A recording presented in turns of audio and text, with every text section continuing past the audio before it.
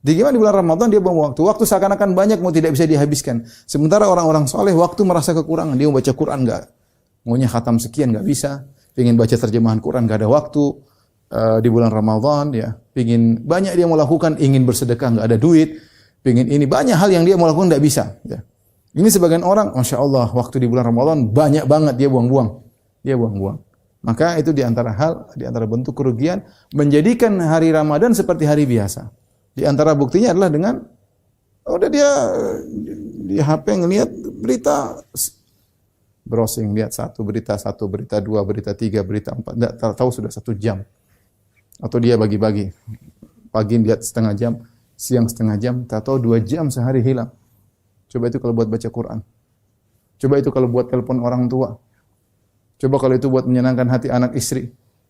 Coba kalau itu buat nyambung tali persaudaraan, telepon kawan-kawan yang jauh, menyenangkan hati mereka.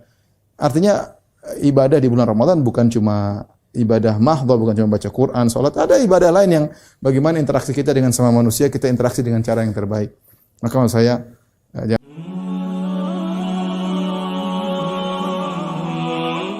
dalam satu hadis yang diriwayatkan oleh Imam Al-Bukhari dalam Al-Adab Al-Mufrad dari Jabir bin Abdullah radhiyallahu taala anhuma, Nabi sallallahu alaihi wasallam raqal mimbar. Suatu hari Rasulullah sallallahu naik di atas mimbar.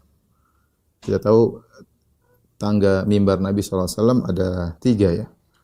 Falamma raqad darajatul ula, tatkala Nabi sallallahu alaihi wasallam naik di tangga yang pertama, tiba-tiba Nabi sallallahu alaihi wasallam berkata, amin. Kemudian falamma raqas tsaniyata, tatkala Nabi sallallahu alaihi wasallam naik di tangga yang kedua, Nabi sallallahu alaihi wasallam berkata lagi amin. Kemudian falamma raqas tsalitsata, tatkala Nabi sallallahu alaihi wasallam naik di tangga yang ketiga, Rasulullah sallallahu alaihi wasallam juga mengatakan amin. Setelah itu para sahabat bertanya kepada Nabi sallallahu alaihi wasallam, "Ya Rasulullah, ra'ainahu taqulun amin 3 marrat." Ya Rasulullah, kami mendengar atau melihat Anda mengucapkan amin 3 kali. Ada apa gerangan? Maka Nabi sallallahu alaihi wasallam jelaskan kepada para sahabat, "Lamma raqaitu darajatul ula," tatkala aku naik di tangga yang pertama, ja'ani Jibril, maka datanglah kepadaku Jibril alaihissalam. Faqala, "Ya Rasulullah, raghima anf man adraka Ramadan fansalakha minhu wa lam yukfar lahu." Celaka atau merugi orang yang mendapati bulan Ramadan, kemudian bulan Ramadan selesai dan ternyata dia tidak diampuni oleh Allah Subhanahu wa taala. Faqul amin, maka katakanlah amin. Maka aku ucapkan amin. Jadi Jibril yang suruh. Jibril alaihissalam yang menyuruh Nabi untuk mengucapkan amin atau mengaminkan doanya Jibril.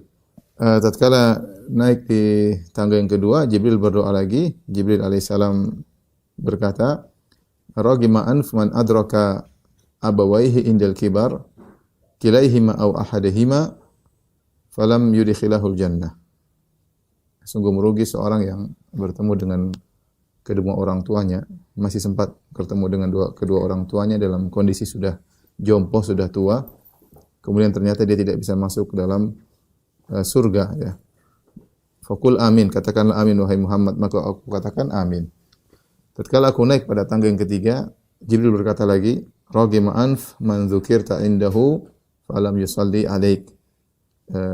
Merugi atau celaka orang yang engkau disebut namamu disebut di sisinya dan dia tidak bersalawat kepadamu. Faqul amin, ucapkanlah amin, maka aku katakan amin.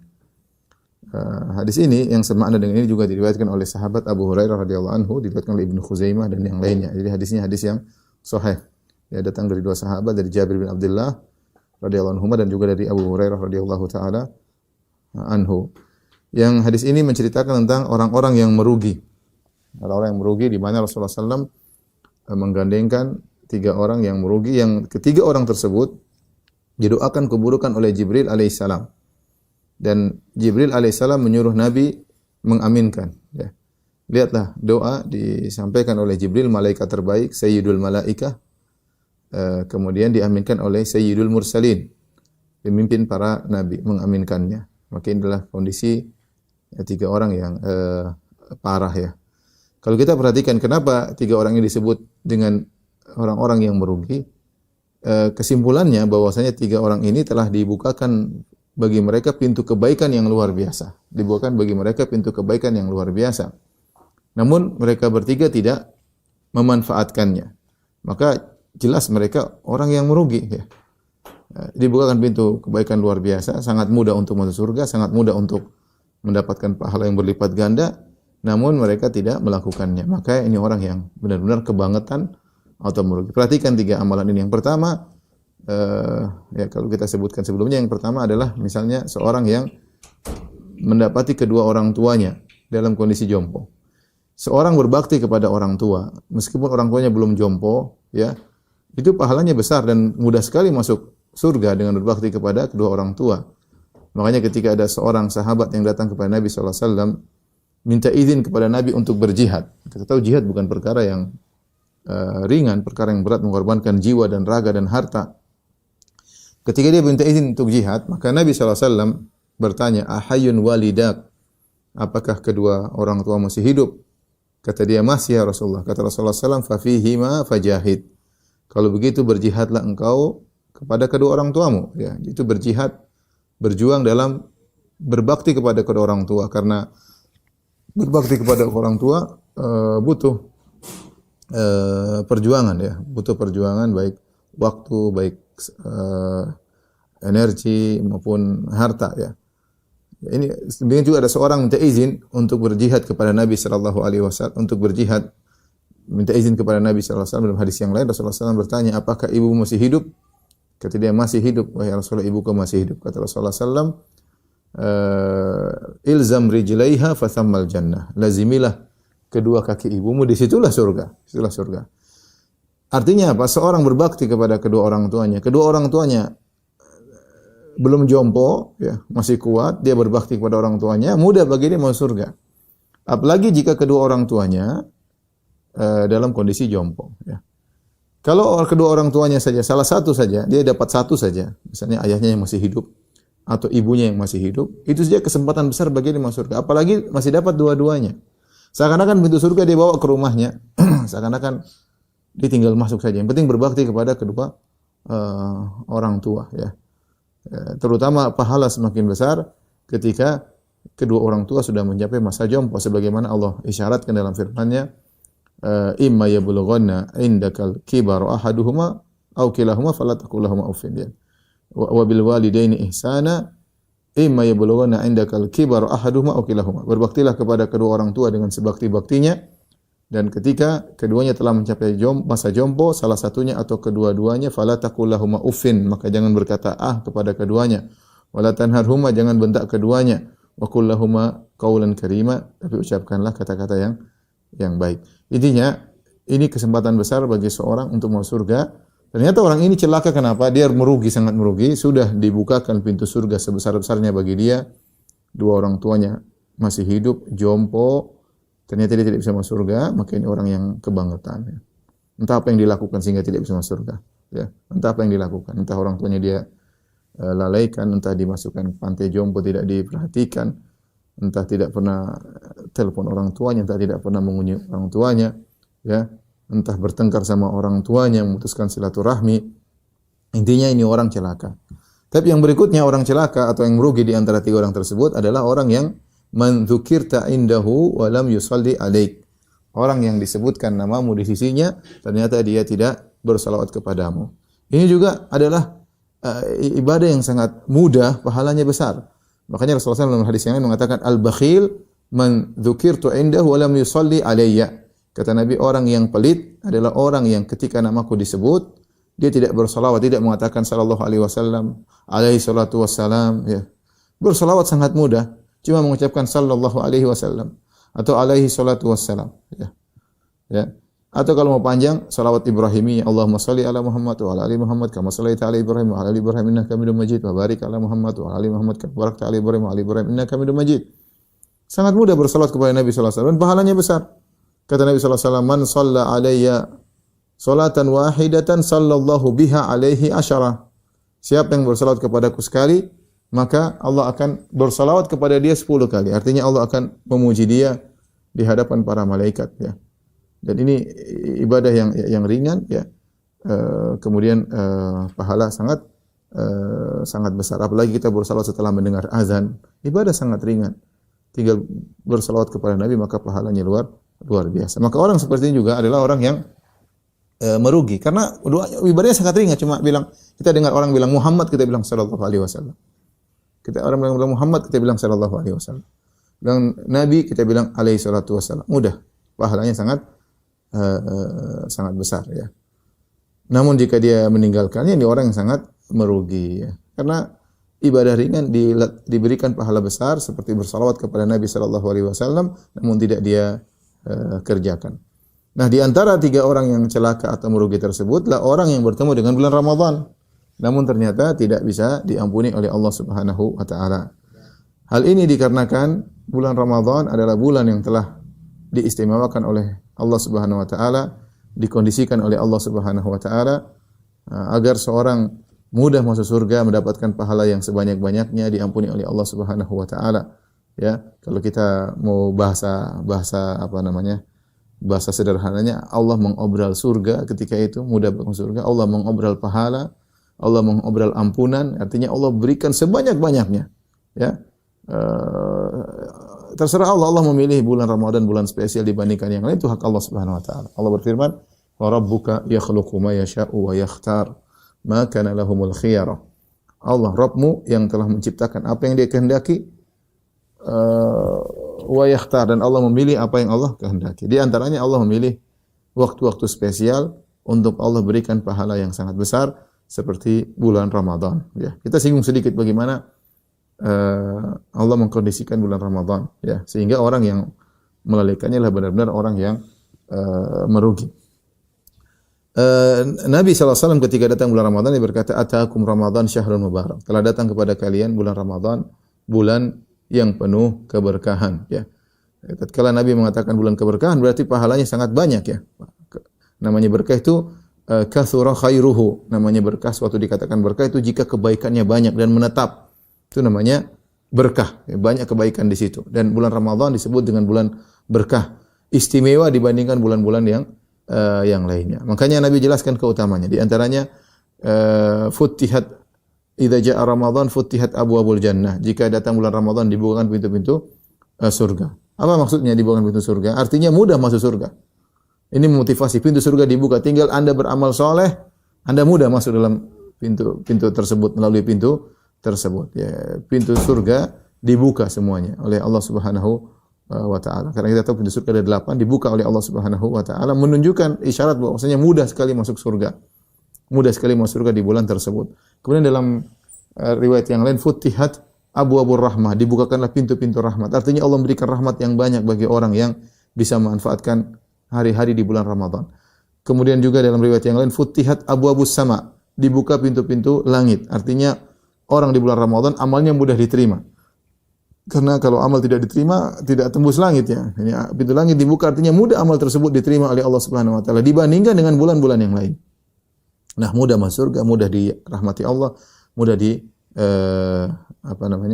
diterima amalan oleh Allah Subhanahu wa taala.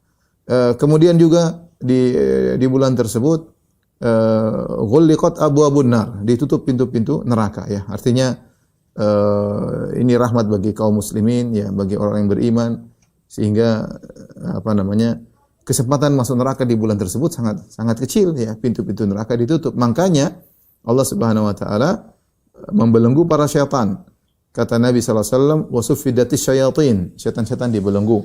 Dalam sebagian riwayat disebutkan suffidat maradatus syayatin, yang dibelenggu adalah gembong-gembong syaitan. Artinya syaitan tidak leluasa untuk menggoda, atau gembong-gembongnya terbelenggu sehingga motivasi faktor untuk menyebabkan maksiat berkurang, dan kita lihat kenyataannya demikian bulan Ramadan maksiat berkurang, ya. Meskipun Anda tetap bermaksiat ada, tetapi faktor eksternal yang mengganggu seorang untuk bermaksiat berkurang. Kenapa? Karena syaitan dibelenggu, ya. Kemudian selain itu Allah mengirim malaikat-malaikat untuk menyeru, ya. Wa yunadi munadin, ada yang menyeru di bulan Ramadan, ya baghiyal khairi aqbil wa ya baghiyasy syarri aqsir. Wahai pencari kebaikan, semangatlah. Wahai pencari keburukan, yang mau bermaksiat berhentilah.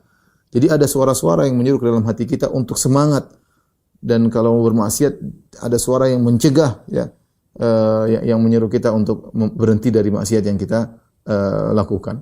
Kemudian setiap malam istimewa. Kata Nabi sallallahu alaihi wasallam tentang malam-malam Ramadan, kata Nabi sallallahu alaihi wasallam, "Walillahi utaqa'u minan nar wa dzalika kullu lailah." Dan Allah Subhanahu wa taala mencatat hamba-hambanya dibebaskan dari neraka jahanam, dan itu berlaku setiap malam. Setiap malam. Setiap malam ada kesempatan bagi kita untuk tercatat sebagai orang yang merdeka dari neraka jahanam, yang terbebaskan dari neraka jahanam. Dan itu berlaku setiap malam. Dan di depan kita ada 29 malam atau 30 malam. Maka seorang bersungguh-sungguh untuk beribadah di setiap malam di bulan Ramadan. Kalau dia tidak dicatat di malam pertama, masih ada malam kedua. Kalau dia kurang berijtihad, kurang bersungguh-sungguh, kurang berijtihad di malam kedua, masih ada malam ketiga. Masih ada malam keempat, masih ada sampai malam ke-29. Masa salah satu malam dia tidak bisa berhasil? Inilah yang kemudian Nabi mengatakan, sungguh merugi orang yang bertemu bulan Ramadan, fansalakha, Ramadan lewat, 30 malam lewat, 29 lewat, sebulan full lewat, dan dia tidak diampuni. Ini hamba yang celaka, hamba yang celaka. Lebih lagi Allah Subhanahu wa taala melipat gandakan pahala di bulan Ramadan, ya. Allah lipat gandakan. Ulama sepakat bahwasanya bulan Ramadan, beribadah di bulan Ramadan tidak sama seperti bulan-bulan yang lainnya. Dilipat gandakan oleh Allah secara kuantitas maupun kualitas, ya. Maka kalau seorang ternyata di bulan Ramadan masih malas beramal soleh, terus kapan lagi dia mau beramal soleh, ya. Mau tunggu bulan Syawal, mau tunggu bulan yang lain. Kalau bulan Ramadan sudah diobral pahala, bahasa kasarnya, diobral pahala, diobral rahmat, diobral kemudahan untuk masuk surga, neraka ditutup. Kemudian dia tidak semangat lagi, terus kapan lagi dia mau semangat untuk beramal saleh? Ada sebuah hadis yang menakjubkan, hadis dari Talha bin Ubaidillah radhiyallahu taala anhu, ya, tentang kisah ada dua orang, anna rajulaini min Bali qadima ila Nabi sallallahu alaihi wasallam. Ada dua orang dari suku Bali, ya, dia datang ke kota Madinah berhijrah. Wa kana islamuhuma jami'an, dan mereka berdua sama-sama masuk Islam. Karena mereka datang kepada Nabi sallallahu alaihi wasallam, tinggal di kota Madinah, tinggal bersama para sahabat, ya. Wa kana ahaduhuma ashadda ijtihadan min al-akhar, yang salah satunya lebih semangat berijtihad, beribadah daripada yang lainnya, ya. Kemudian faghaza al-mujtahidu minhuma, maka salah satu yang semangat itu berperang. Fastushhid, kemudian mati syahid. Luar biasa, dia mati syahid. Thumma makatha al-akhar ba'dahu sanah. Yang satunya, yang kemudian dua orang, satunya lebih semangat daripada, taruhlah si A dan si B. Si A lebih semangat daripada si B. Kita namakan saja A dan B. Si A lebih semangat daripada si B. Kemudian si A, saking semangatnya dia berjihad, kemudian dia mati syahid. Setelah itu si B masih hidup setelah si A selama setahun. Ya, selama setahun, kemudian meninggal dunia. Ya. Apa kata Talha bin Ubaidillah? Talha salah seorang sahabat yang jadi masuk surga. Al-Asyara Mubasysyirin bil Jannah, 10 orang di antara yang dijamin masuk surga oleh Nabi sallallahu alaihi wasallam, yang mengatakan Abu Bakar fil Jannah, Umar fil Jannah, Utsman fil Jannah, Ali fil Jannah, Abdurrahman bin Auf fil Jannah, ya, Talha bin Ubaidillah fil Jannah. Kata Nabi, Abu Bakar di surga, Umar di surga, Utsman di surga, Ali di surga, Abdurrahman bin Auf di surga, Talha di surga, Zubair bin Awam di surga, ya. Kemudian Sa'id bin Zaid di surga, Sa'ad bin Abi Waqqas di surga, dan Abu Ubaid bin Jarrah di surga. 10 orang. Di antaranya ada Talha bin Ubaidillah. Maka Talha bercerita, "Fara'aitu fima yaran naim." Kemudian aku melihat dalam mimpiku, fa idza ana bi babil jannah. Ka'anni bi babil jannah. Seakan-akan aku berada di pintu surga, tinggal masuk di pintu surga. Fa idza ana bihima. Tiba-tiba aku bersama dua orang laki-laki tersebut, si A dan si B tadi, di depan pintu surga. Fa kharaja kharijun minal jannah. Tahu-tahu ada yang keluar dari surga, itu malaikat. Kemudian malaikat mengambil tangan, mengajak kata orang yang si B yang masuk surga duluan. Si B masuk surga. Setelah itu, setelah si B masuk surga, kemudian malaikat keluar lagi. Kemudian mengajak si A. Kita karena dia bilang A yang mati duluan, A yang mati syahid, si B tidak jihad, tapi dia hidup setahun setelah itu. Kemudian si A yang jadi B dulu masuk surga, kemudian si A dimasukkan dalam surga. Setelah itu faraja'a, keduanya A dan B keluar ke dari pintu surga bertemu dengan aku, mereka berdua berkata irji' fa innahu lam ya'ni laka ba'du. Kata mereka berdua, wahai Talha, kembalilah, sekarang belum saatnya bagimu. Kemudian aku terbangun. Mimpi ini menakjubkan ya, karena mereka tahu si A lebih hebat daripada si B. Maka kemudian Talha bercerita kepada para sahabat yang lain. Fata'ajjabu min dzalik, mereka heran, kok bisa ya? Ya, si dalam mimpi Talha kok si B yang masuk surga duluan daripada si A. Fabalagha dzalika Rasulullah sallallahu alaihi wasallam, maka kabar ini sampai kepada Rasulullah sallallahu alaihi wasallam. Rasulullah SAW kemudian bertanya kepada para sahabat, mimma ta'jabun, apa yang kalian anehkan, apa yang kalian takjubkan, ada apa gerangan yang kalian anehkan? Maka qalu, para sahabat berkata, ya Rasulullah, hadza, ya Rasulullah, si A, ya, aktsaru asyaddu ijtihadan, dia lebih semangat daripada si B. Wastushhid, dan si A ini mati syahid. Wa kaifa yadkhulu al-akhar al-jannah qablahu, bagaimana yang B masuk surga di luar daripada si A? Maka Rasulullah SAW berkata, alaysa qad makatha ba'dahu sanah, bukankah si B masih hidup setelah itu selama setahun? Ya. Fa adraka Ramadan fasamahu, bukankah, kata mereka, bala ya Rasulullah, masih setahun setelah itu. Bukankah si B mendapatkan bulan Ramadan dan dia berpuasa? Kata mereka, bala ya Rasulullah, benar. Wa shalla wa sajada kam sajada, bukankah dia sujud dan dia berapa banyak sujud? Itulah yang buat dia menjadi mulia. Dia mendapati Ramadan dan dia berpuasa. Subhanallah, ini orang si B memanfaatkan kesempatan, dia baru masuk Islam tapi dapat Ramadan. Yang satunya masuk Islam tidak dapat Ramadan. Satunya Islam dapat Ramadan, kemudian dia beribadah dengan sungguh-sungguh Ramadan, maka dia masuk surga lebih dahulu daripada temannya si A.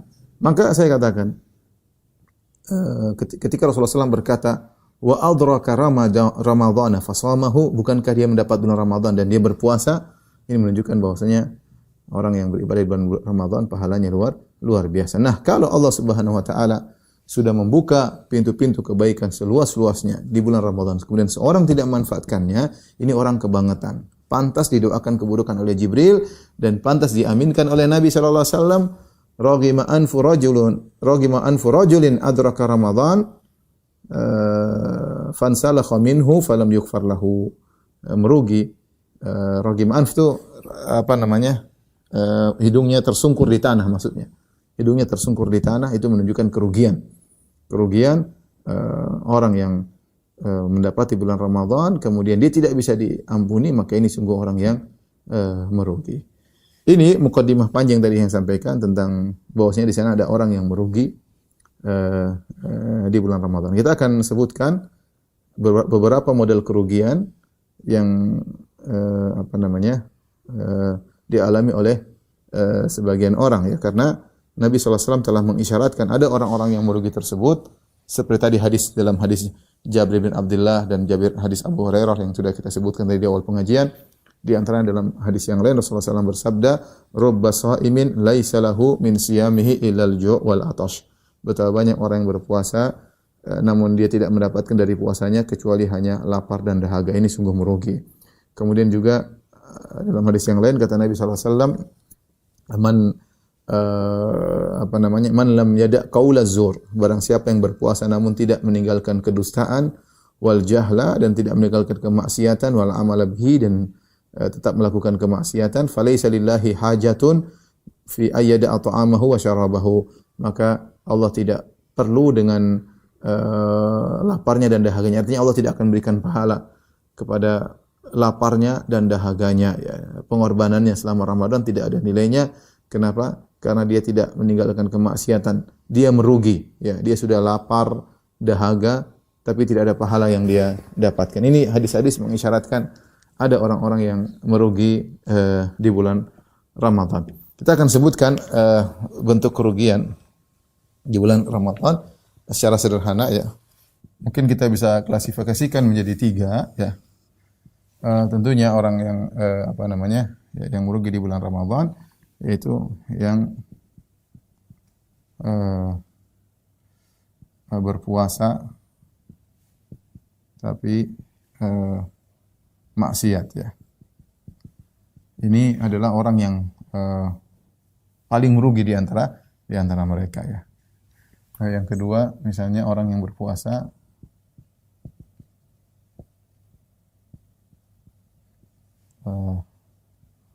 namun tidak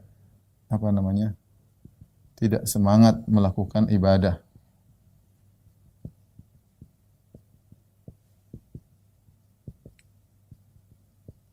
Jadi malas untuk beribadah. Ya. Yang ketiga, mungkin di antara yang merugi juga adalah orang yang berpuasa, tapi tidak menjalankan adab puasa.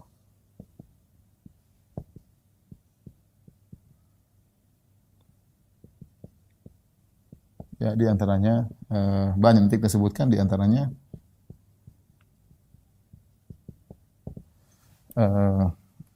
jidal atau debat ya,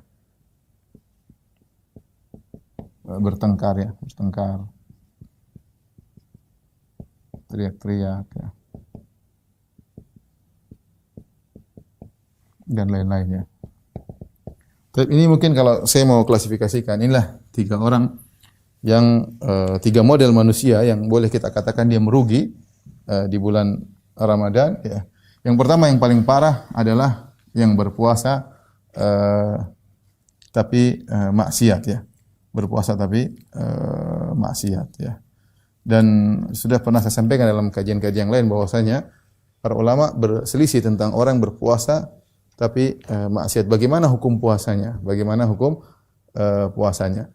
Maka ada beberapa jenis maksiat yang di situ jelas-jelas Rasulullah tegaskan bahwasanya amalan puasanya akan hilang. Seperti dusta tadi. Kata Nabi SAW, man lam yada' qaulaz zur wal jahla wal amala bihi. Barang siapa yang berdosa ketika bulan Ramadan, maka puasanya sia-sia. Laparnya dan dahaganya tidak ada manfaatnya. Ya. Di antara jenis maksiat yang Nabi jelaskan bahwasanya pahala puasanya akan hilang.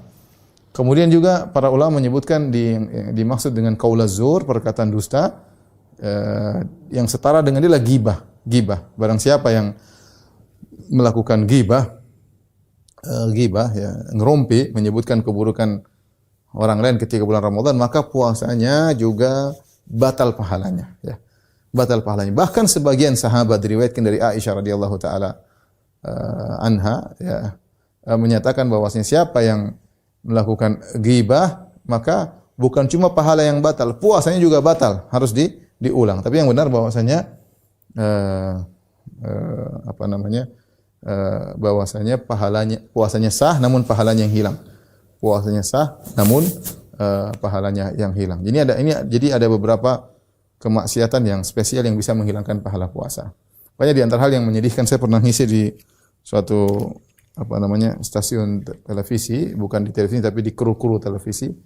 Kemudian saya sampaikan hadis ini bahwasanya siapa yang berdosa maka pahala puasa akan hilang. Maka di antara mereka kru tersebut ada yang bertanya, "Ustaz, bagaimana hukum kami kru televisi yang memberi berita di salah satu televisi swasta yang kami disuruh oleh direksi untuk membuat berita bohong.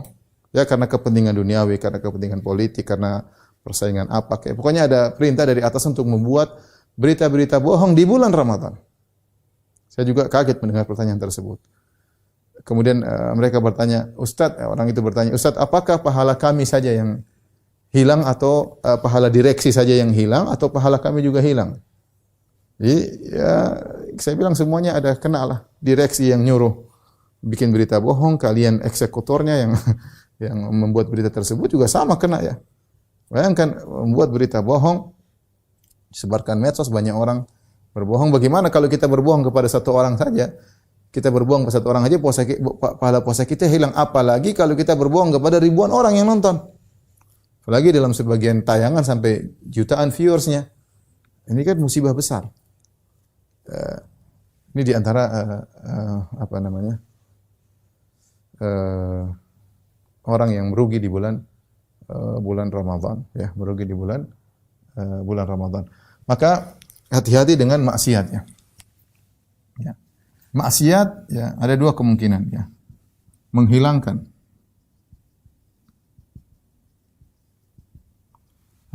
seluruh pahala puasa, menghilangkan seluruh pahala puasa. Ini contohnya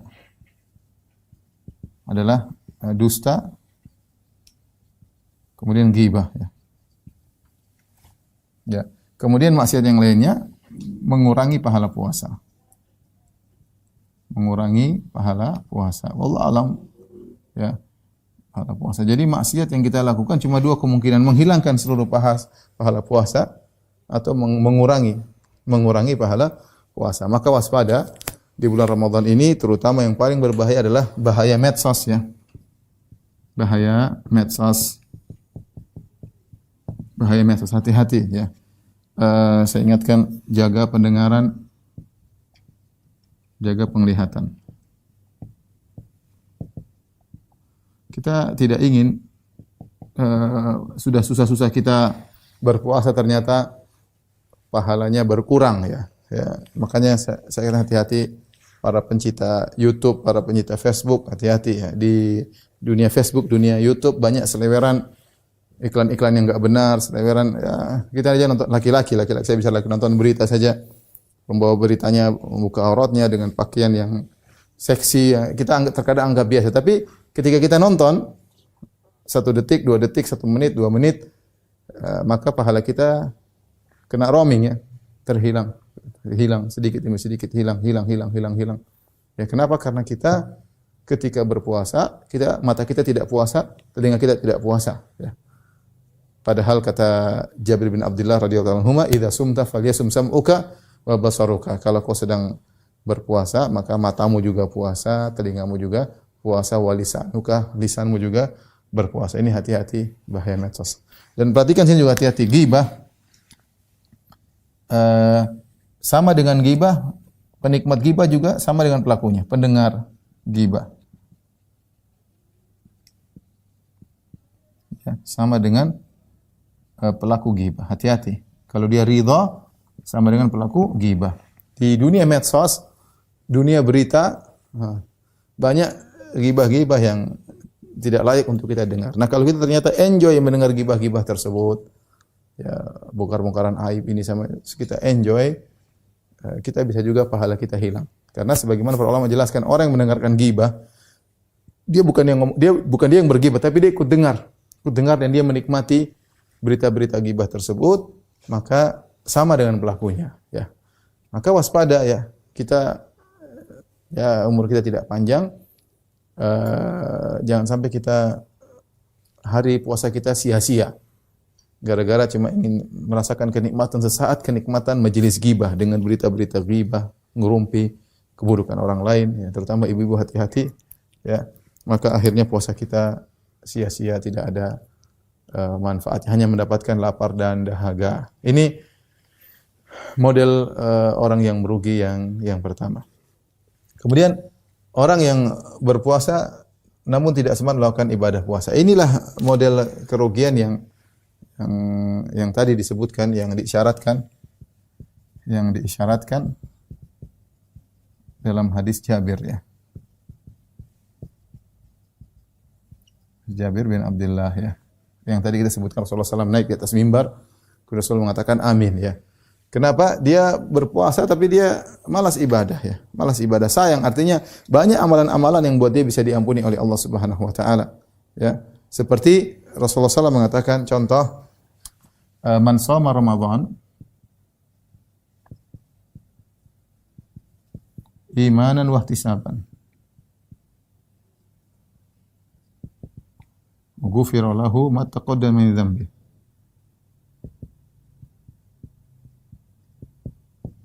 Kata Nabi, siapa yang berpuasa di bulan Ramadan, ya, imanan wa ihtisaban, siapa yang berpuasa iman dan ihtisab ya. Iman dan ihtisab. Akan diampuni dosa-dosa yang telah lalu, maka diampuni dosa-dosanya yang telah lalu.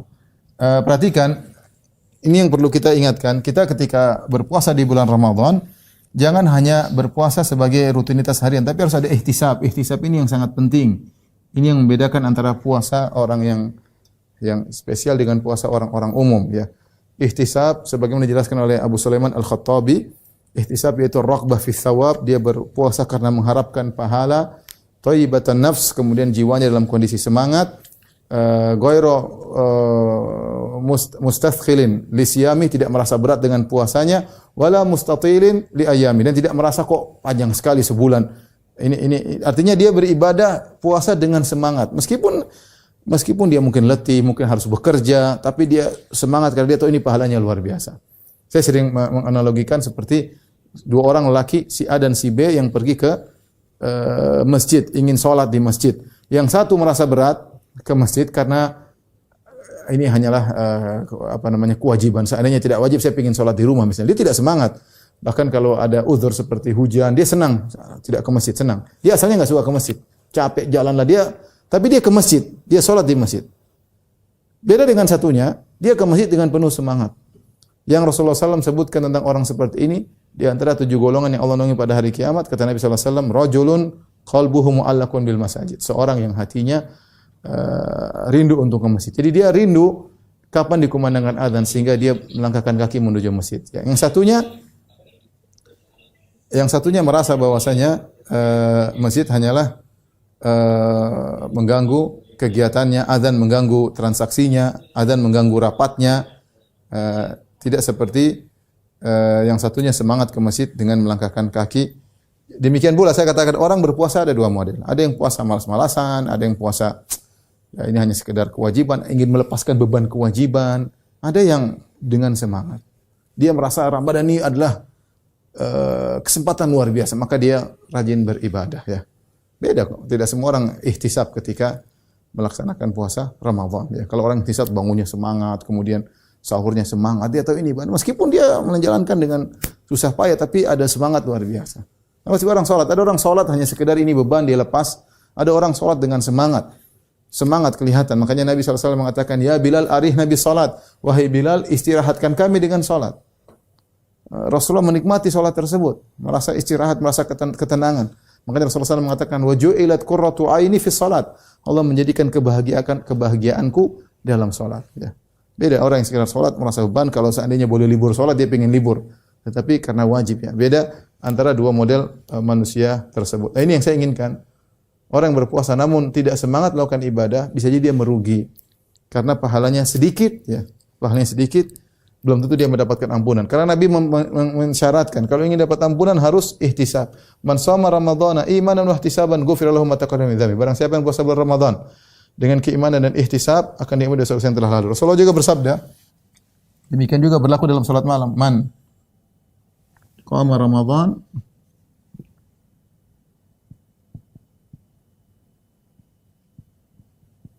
imanan wa ihtisaban ghufira lahu ma taqaddama min dzambi. Kata Nabi, siapa yang salat malam? Siapa yang salat malam? Ya. Itu salat tarawih. Iman dan ihtisab. Iman dan ihtisab. Diampuni. Ghufira lahu ma taqaddama min dzambi. Sama. Sekarang sebagaimana salat butuh sebagaimana puasa butuh ihtisab, salat juga butuh ihtisab. Semangat kita pergi ke masjid kalau di salat tarawih. Bukan karena pingin rame-rame saja, bukan karena tradisi meramaikan masjid, bukan, tapi kita ingin diampuni oleh Allah. Kita salat dengan harapan diampuni. Semoga salat saya di malam ini saya diampuni oleh Allah Subhanahu wa taala. Jadi kita semangat salat. Ya. Semangat salat. Makanya kita lihat misalnya 10 hari terakhir terutama di bulan Ramadan, kalau kita ke Masjid Nabawi, Masjid Al-Haram, luar biasa orang semangat. Yang salat sampai 2 jam lebih, kemudian jauh-jauh, kemudian parkir jauh, orang semangat luar biasa ya. Saudara-saudara kita yang misalnya umrah dengan biaya besar, semangat untuk ke Masjid Haram, Masjid Nabawi. Harus ada semangat. Yang kemudian Nabi juga bersabda, man qama Lailatul Qadri imanan wa ihtisaban. Ghufira lahu ma taqaddama min dzambi. Barang siapa yang menghidupkan Lailatul Qadar,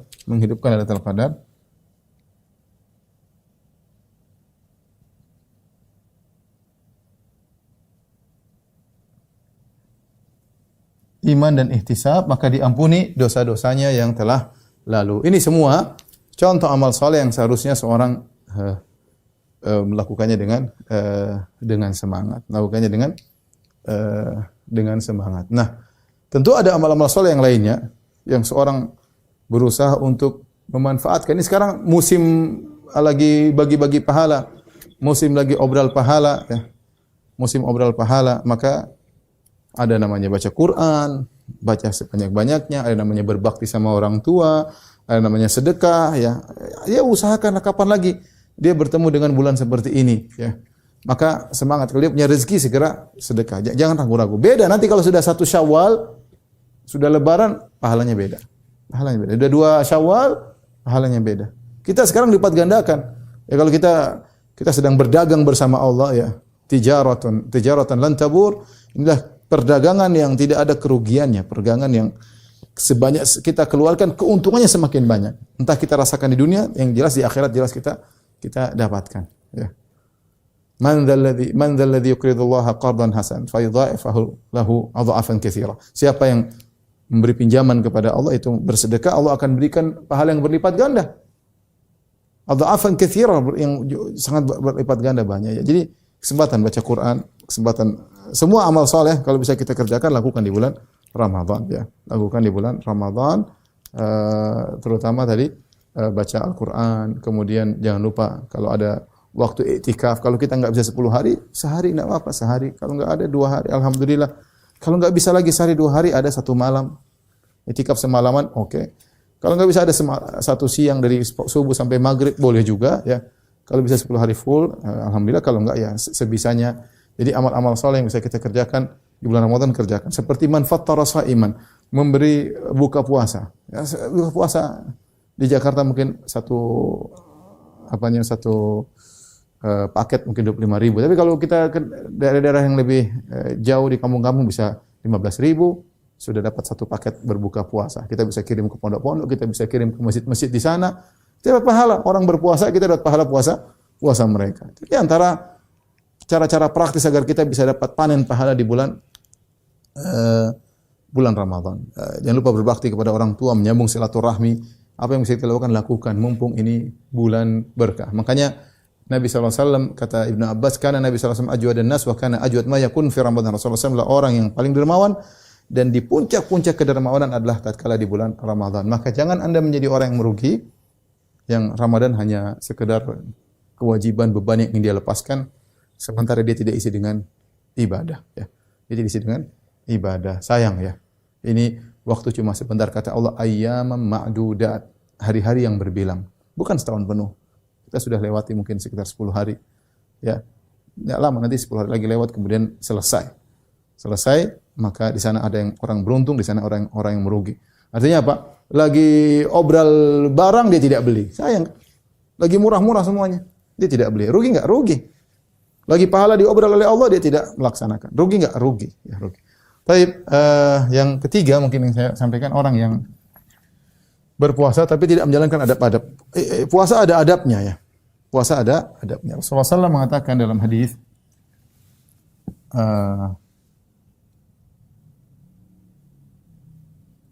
Rasulullah SAW bersabda, "Idza kana yaumu siyami ahadikum, ya, fala yarfas wala yaskhab." Ya. Kata Nabi SAW, jika salah seorang dari kalian sedang puasa, ya, sedang puasa, jangan berkata-kata kotor, jangan teriak-teriak. Dalam sebagian riwayat, wala yujadil, jangan debat, jangan berdebat. Kemudian kata Nabi sallallahu alaihi wasallam, "Wa in sabahu ahadun aw qatalahu," jika ada orang yang mencaci makimu atau qatalahu ngajak berantem, falyakul inni mar'un shaim, katakanlah aku sedang puasa. Jadi jangan gubris orang, jangan diladeni, ada yang ngajak berantem, ada yang ngajak berdebat di media sosial, jangan diladeni. Bilang saya sedang berpuasa. Sama juga kalau kita di rumah, istri ngajak debat, suami ngajak bertengkar, lagi puasa. Bertengkar nanti habis maghrib. Sekarang jangan dulu ya. Lagi puasa harus beradab. Nah, kalau kita tidak beradab, ya tadi akhirnya waktu kita terbuang sia-sia ya. Waktu kita terjebak dengan kegiatan yang akhirnya membuang waktu kita. Apalagi kita akhirnya tadi debat, ribut ya. Makanya kata Jabir bin Abdullah, Jabir berkata, "Idza wala taj'al yauma siyamika wa yauma fitrika sawa." Ya. Kata Jabir bin Abdullah, "Wala taj'al yauma siyamika wa yauma fitrika sawaan." Jangan jadikan hari puasamu seperti hari biasa. Hari puasamu seperti hari biasa. Nah, ikhwan dan akhwat yang rahmati Allah Subhanahu wa taala, waktu di bulan Ramadan adalah waktu yang tidak seperti hari-hari, waktu sangat spesial. Setiap detik yang kita lewati ini memiliki manfaat yang luar biasa, dilipat gandakan. Maka harapan saya dan untuk saya pribadi juga untuk para pemirsa, jangan ada satu detik pun terbuang. Harus ada manfaatnya, entah mau kita ngobrol sama istri kayak, untuk bercanda sama anak-anak kayak, untuk telepon orang tua kayak. Pokoknya jangan ada satu waktu kita buang-buang. Nongkrong melamun jangan ya. Itu namanya tidak beradab dalam puasa. Puasa di antara adab yang penting dalam puasa, jangan buang-buang waktu. Jangan buang waktu. Apalagi kemudian debat, teriak-teriak, bertengkar. Ini mungkin tidak sampai pada derajat dosa mungkin ya.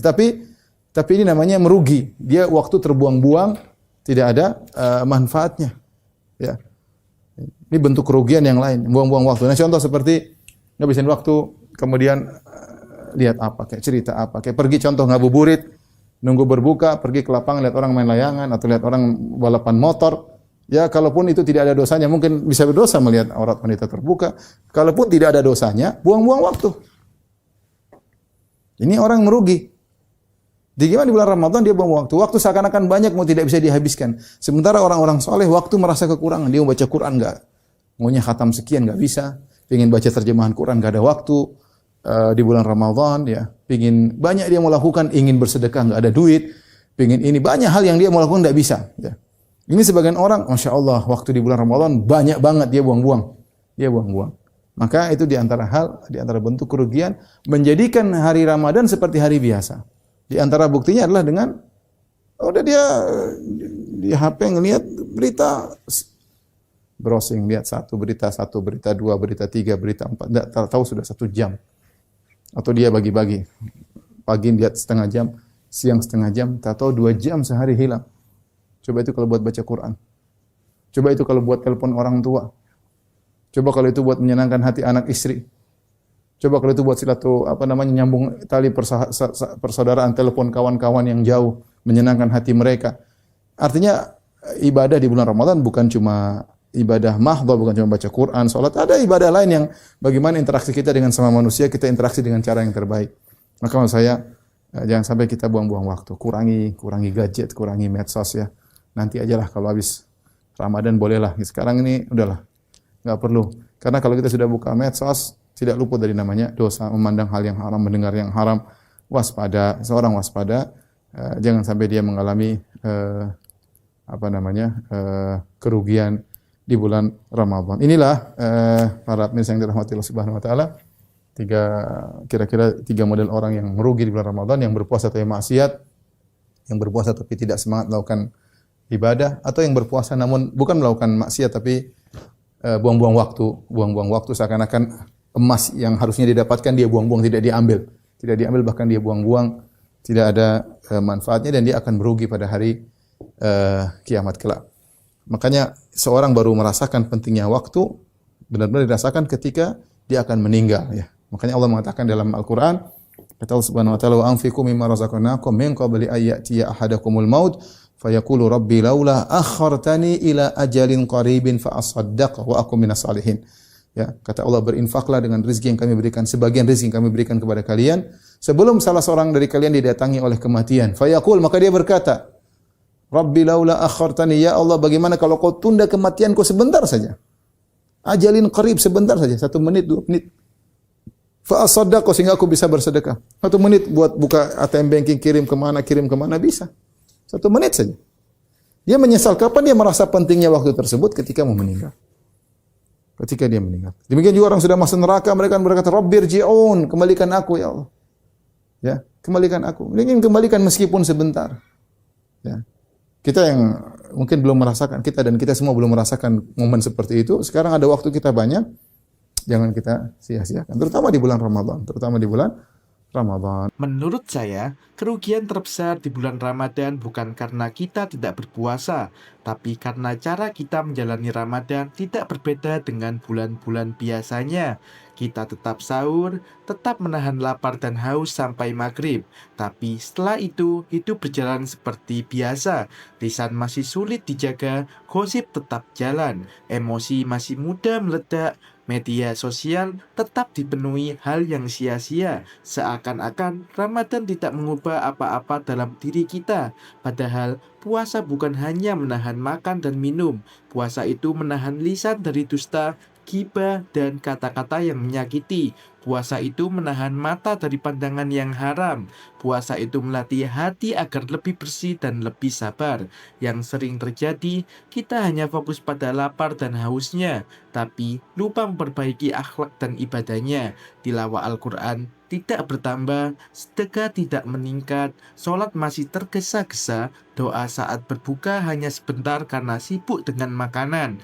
Menurut saya, inilah bentuk kerugian yang tidak terasa. Kita merasa sudah beribadah karena sudah berpuasa, padahal Ramadan seharusnya menjadi momentum lonjakan amal. Kalau ibadah kita di bulan Ramadan sama seperti bulan biasa, bahkan tidak ada peningkatan, maka kita perlu khawatir. Ramadan datang hanya sekali setahun dan belum tentu kita bertemu lagi dengannya. Kalau di bulan yang pahalanya dilipat gandakan saja kita tidak bersungguh-sungguh, lalu kapan lagi? Rugi itu bukan ketika kita lapar, rugi itu ketika Ramadan berlalu tapi kita tetap sama seperti sebelumnya.